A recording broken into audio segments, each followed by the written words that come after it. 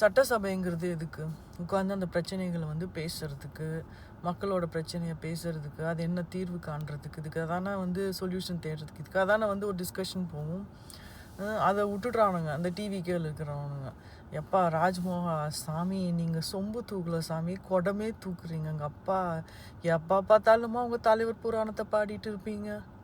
கடைக்கன் பார்வை காமிக்கிறதுக்காக வெயிட் பண்ணிக்கிற அவர் என்ன ஃபிகர்? அவர் கடைக்கன் பார்வை காமிச்சோன்னே நீங்கள் பேசுறதுக்கு நீங்கள் தான் இப்படி பேசிகிட்டு இருக்கிறீங்க. விஜயோட மைண்ட் வாய்ஸ் எப்படி தரமா இருக்கும்? டே ஏன்டா ஏன்டா என்னை வந்து இதில் இழுத்துட்டு அடி வாங்க வைக்கிறீங்க? ஆல்ரெடி ஏகப்பட்ட டேமேஜில் உட்காந்துட்டு இருக்கிறேன் நான். அவன் ட்ரோல் போட்டு என்னை சாவடிச்சிட்டு இருக்கிறானுங்க.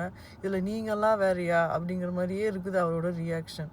ஓகே, பேச போனால் பிரச்சனைகளை மட்டும் பேசுங்க. ஓகே, உங்கள் தலைவர் அப்படி இப்படி பில்டப், எப்பா பார்த்தாலும் பில்டப். போதுண்டா சாமி, பில்டப் பண்ணுறதை விட்டுட்டு உட்காந்து வேலை பாருங்கள்.